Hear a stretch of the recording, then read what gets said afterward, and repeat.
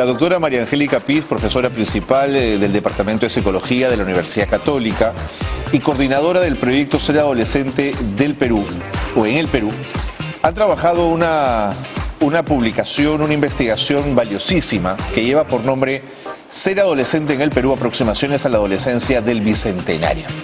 Ella ha trabajado con un equipo grande, con Henry Guillén, Estefano de la Torrebueno, Estefanía Urbano, César Araníbar y Franco Rengifo. No me quiero olvidar de nadie porque sería muy injusto.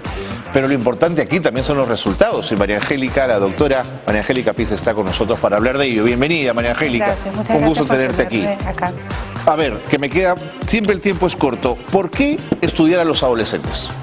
Porque es una de las poblaciones más abandonadas de la política pública. De hecho, no tenemos ninguna ley que les beneficie específicamente, ni una ley de educación, ni una ley de bienestar específicamente para adolescentes. ¿Cómo te explicas eso? ¿Por qué?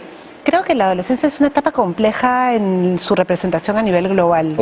Tendemos a tener una serie de miradas muy deficitarias de esta etapa que nos hacen pensar que son una suerte de pequeños adultitos que ya deberían funcionar sin soporte adulto, y si es que en contextos de precariedad como el nuestro, si hay que atender algo, se trata de atenderlo más temprano. Entonces los adolescentes siempre han estado en este limbo que les ha terminado generando abandono en la práctica, ¿no? Cuando hablas de adolescencia del Bicentenario, ¿es porque calzó la investigación con el momento histórico o porque también quisiste reconocer a los adolescentes que en las calles se enfrentaron al usurpador? Me refiero al presidente Merino. En realidad no, digamos, estos son chicos escolares, entonces, y el proceso de Merino fue universitario, pero sí lo hicimos de cara a tratar de caracterizar cuál es la generación que va a heredar este Perú con 200 años, o sea, ¿qué va a pasar con ellos y ellas cuando lo reciban, ¿no? Entonces, sí nos parecía que había una serie de desconocimiento, de informaciones distorsionadas de quién estaría a cargo de ese Perú. Entonces, desde ahí partimos, ¿no? Cuéntame del estudio, ¿cómo se desarrolló? ¿Fue cualitativo? ¿Fue cuantitativo? En realidad tiene 2 etapas. Estos 4 tomos de la colección representan... 4 tomos, sí, imagínate. Iba a ser 1, pero en realidad nos sobrepasó la cantidad de información. Es un equipazo ahí que hemos mencionado, ¿no? Ha sido una bendición de equipo y de proyecto. Y en realidad en una primera etapa hicimos un trabajo cualitativo en 14 variables en 3 regiones del Perú, Lima, Cusco y Tarapoto. Y en realidad empezaron siendo mucho menos, pero trabajamos muy cerca de la mesa técnica de adolescentes que está alojada en el Ministerio de Educación. Entonces tiene las voces y demandas también del Estado, y eso complejizó nuestro interés y amplió el número de variables, y por eso fueron 4 tomos y no 1. Y la idea es que esta caracterización nutrió porque ya desarrollamos un cuestionario que estamos todavía en proceso de terminar de validar, que va a ser puesto al servicio del Ministerio de Educación para tener un estado de la adolescencia año a año. Y ahí concluye, digamos, ¿no? Porque el objetivo final de esta investigación es impactar en políticas públicas. Siempre el objetivo, ¿no es cierto? UNICEF soporta, digamos, procesos de ese tipo, ¿no? Le interesa la investigación en tanto incide. ¿UNICEF financia esta investigación? Completamente. ¿No? Es un acuerdo, la Católica ha puesto sus investigadores, ha puesto sus recursos, y en realidad el financiamiento proviene de UNICEF. De acuerdo. Vamos con los resultados. Hay 4 tomos. ¿Por dónde comenzamos? Yo diría que una de las hay varias cosas que atraviesan las variables, ¿no? Creo que una primera cuestión interesante es que sí tenemos algo que llamar una vivencia de la adolescencia peruana, que nos preguntábamos también si era posible en esa compleja diversidad que tenemos, ¿no? ¿Qué tienen en común un adolescente rural que tiene mucha sobrecarga de tarea muy temprano y un adolescente del RIMAC que tiene otras condiciones? Entiendo. Entonces sí tenemos una vivencia compartida que, digamos, tiene problemáticas que se agudizan en función de determinadas condiciones. Entonces, ser mujer es siempre peor, ser de bajo rendimiento es siempre peor, ser rural siempre supone ciertas exclusiones, pero hay una representación en ellos y ellas común de lo que es ser un adolescente, ¿no? Entonces, y uno de los aspectos que define este proceso es una mirada hacia el futuro, una predisposición a pensar mucho de cara al futuro, con mucha, yo diría,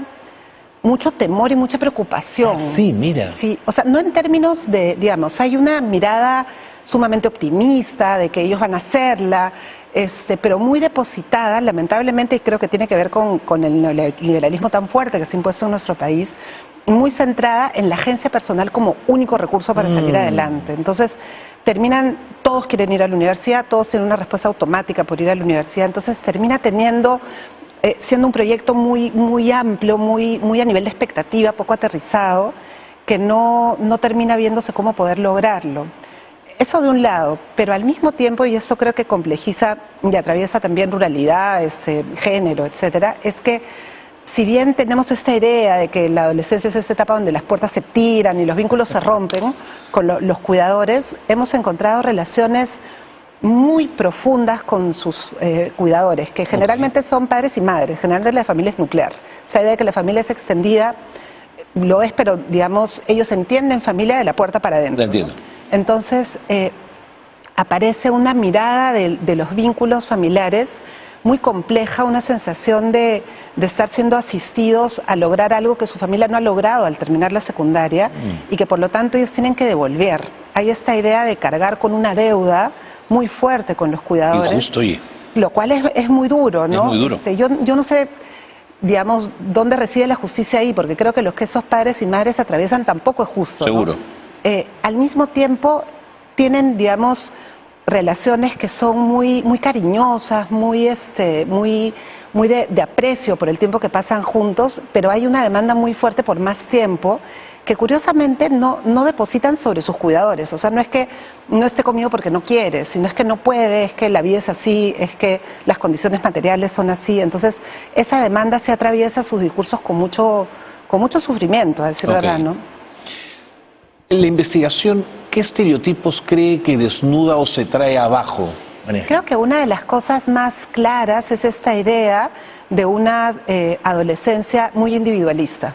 No tenemos ese tipo de configuración en nuestro país, ¿no? De hecho, uno de los grandes aspectos que definen la adolescencia desde las teorías psicológicas es que es una etapa en la que se construye una identidad psicosocial, lo cual implica, digamos, las teorías clásicas de desarrollo humano, la vida va de la fusión con la madre a la autonomía, ¿no? Y la muerte. Entonces, esa autonomía existe, pero es una autonomía fundada en el colectivo. Entonces, no hay bienestar si no sale la familia adelante, no hay bienestar si yo no saco a otro.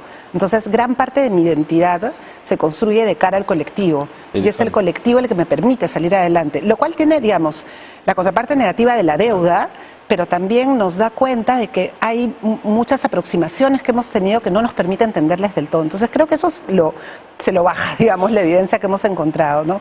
Hay también esta idea de esta adolescencia hipersexualizada, obsesionada con el sexo, y en realidad lo que hemos encontrado es muy preocupante, es consecuencia de, digamos, no tener políticas de educación sexual integral en la escuela, y es básicamente un enorme miedo a la sexualidad. No, o sea, creo que aparece una ecuación casi general de que salir con alguien es igual a tener sexo, y tener sexo es igual a quedar embarazada o embarazar, y embarazarse o embarazar implica que se acabó el futuro.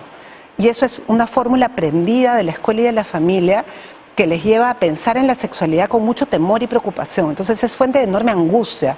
El embarazo adolescente aparece como digamos, como la catástrofe en la vida, que claro, puede tener, digamos, mil complicaciones, pero digamos, no es el promedio de la vivencia de la sexualidad, ¿no? Entonces, y además esta ecuación es preocupante porque es como si no hubiera mediación, como si uno no pudiera salir sin tener sexo y tener sexo sin quedar embarazada, digamos. Claro.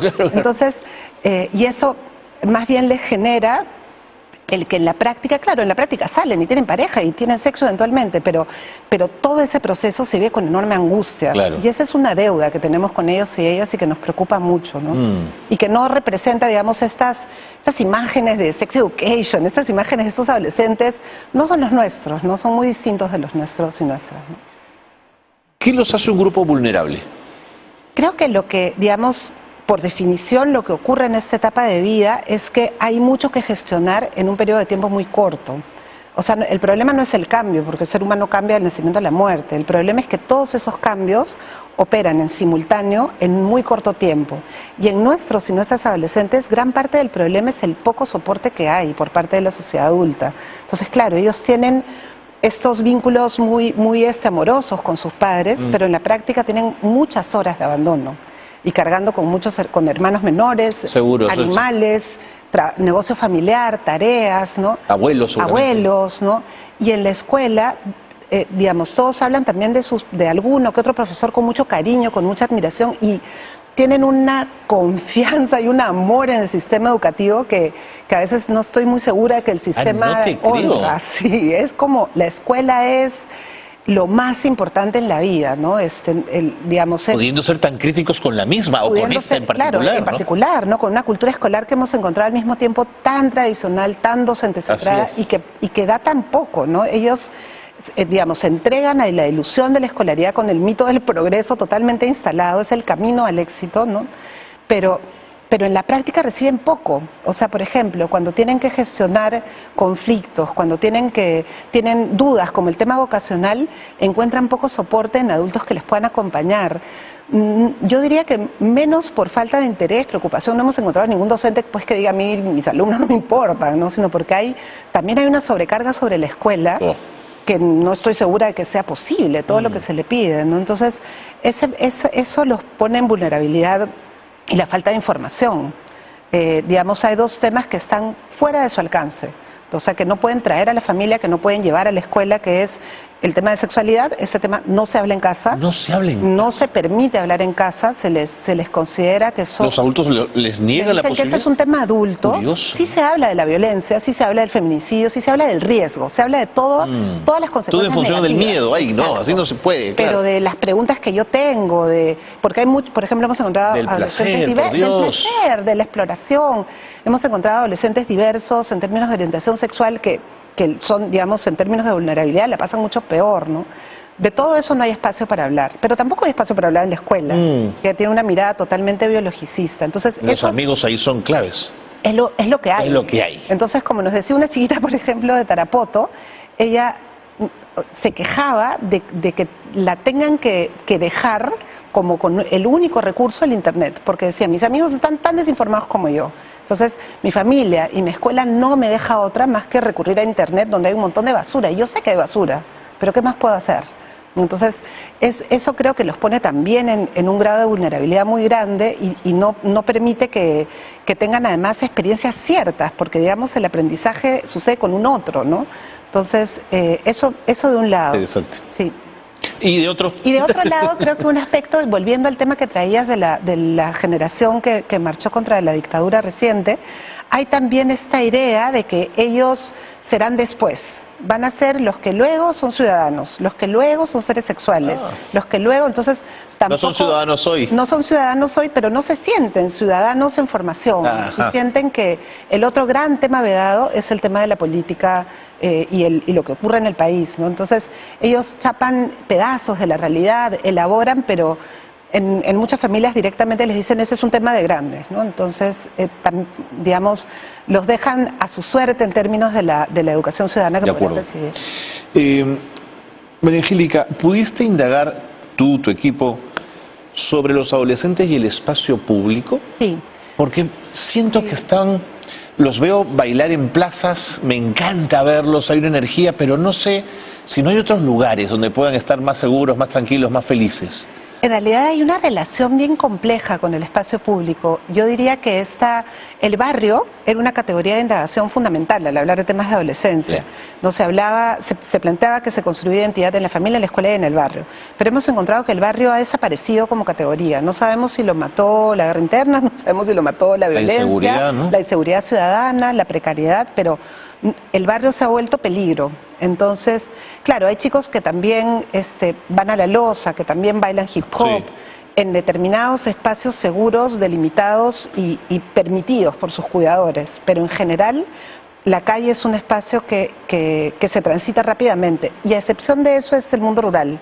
Ahí sí encontramos que hay una referencia a la comunidad, pero es porque ahí está mi tío y ahí está mi tía, entonces es un espacio más seguro. Hay otras redes de seguridad. Exacto, que los hay otras redes de soporte. Pero a mí nos sorprendió muchísimo encontrar que esta idea de que hay mucha salida, por ejemplo, o sea, si hay salidas, salen entre adolescentes, pero mientras están en la escuela esto es mucho menos.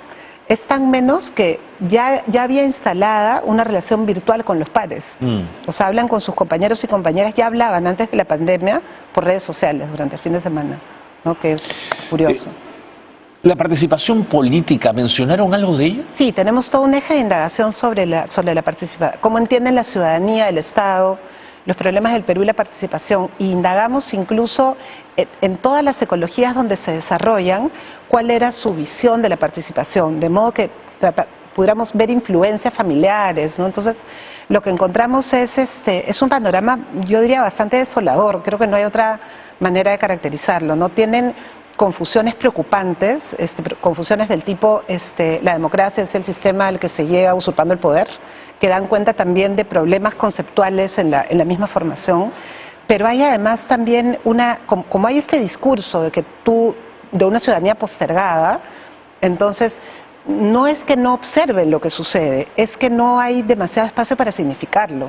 Entonces, digamos, en el plano de lo concreto y de la política en la que viven en su época, tienen poco que elaborar. Cuando vamos más a un plano valorativo, a los principios que están debajo, digamos, a los principios ciudadanos que operan, tienen algunos principios instalados interesantes, ¿no? Que es donde yo creo que están las grietas para la acción, ¿no? Por ejemplo, una cosa que les preguntábamos es todo el tema de la justicia. Yeah.